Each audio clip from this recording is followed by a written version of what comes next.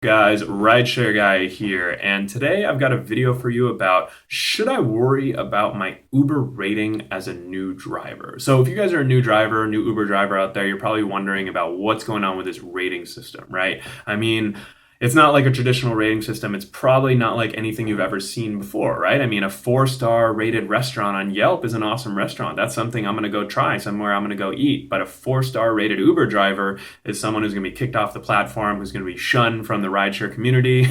No, just kidding. But basically, 4 stars is not good as an Uber driver, right? Whereas in other aspects of life, it is. And honestly, I still remember when I first got started as an Uber driver, I was a 4.9 for a few days. And then all of a sudden, I was a 4.8 and I had no idea why. So basically what happens is at the end of every trip, your passenger has the option to rate you, right? They can rate you a 1, 2, 3, 4, 5. Most of the time, as long as you did a good job, they'll leave you a 5-star rating.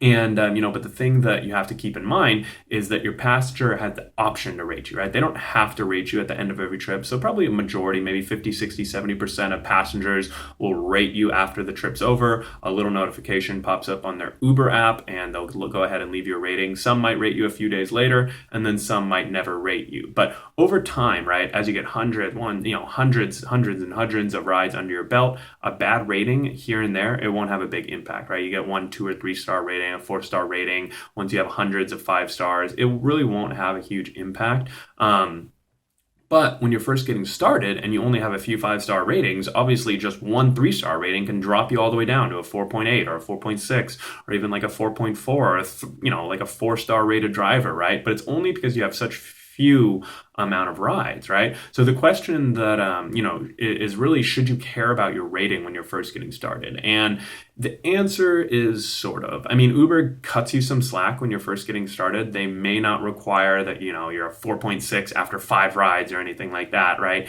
You can have 1 or 2 bad ratings here and there, and you probably will when you're first getting started. You might make a mistake. I'd just be open and honest with the passenger. Hey, I'm just getting started. I suck at driving, right? I'm just learning, whatever you need to say.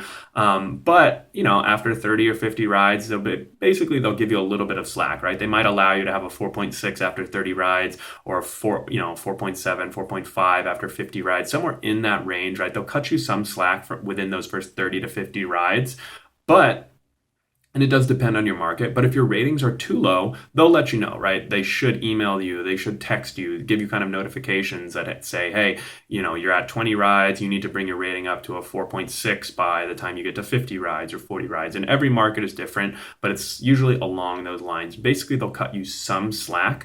Eventually, though, you do need to get your ratings up, right? So it really does make sense. So you do kind of need to care. You can have a bad rating here and there, but you really want to, sooner rather than later, kind of get your rating up. I think a good target to shoot for is a 4.8 star rating. There's obviously drivers at 4.9, 4.95, 4.7 all over the place, but I think 4.8 is a really good and safe target, because when you're at 4.6, that's when you really start to risk deactivation. And 4.8, I think, is about the average, or probably even just slightly above average. So it's definitely a good spot to shoot for. Unfortunately, if you're just getting started as a driver and you're struggling with ratings, Uber doesn't do a great job giving you feedback. They'll email you, they'll text you, say, hey, you need to get your rating up by this point.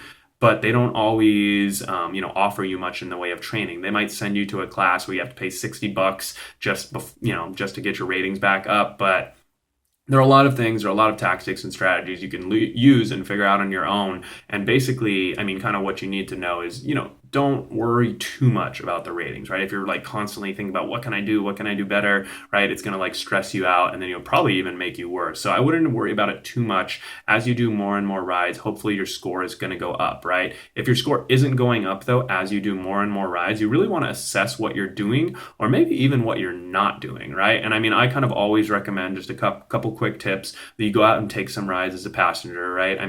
There's free codes that you can go get signed up with Uber and Lyft, get your first couple rides free. You can learn a lot from those drivers, what they do well, what they're not doing well. Obviously, if you get a 5-star rated driver, you want to talk to him, see what he's doing. If you get a 4.6 rated driver, see what they're doing or not doing. And that's kind of my number one tip as a driver, as a new driver. And then obviously the other big thing is just to practice navigation, right? A lot of low ratings happen because of navigation, right? Whether you're not accustomed to the city or you're not accustomed to using your navigation and GPS. So just make sure that you go out and practice. And then of of course, I have a ton of more resources on ratings, so definitely feel free to hop in and check out everything that I've written, kind of blog, podcast, YouTube videoed about for ratings. So hopefully that answered you guys' question.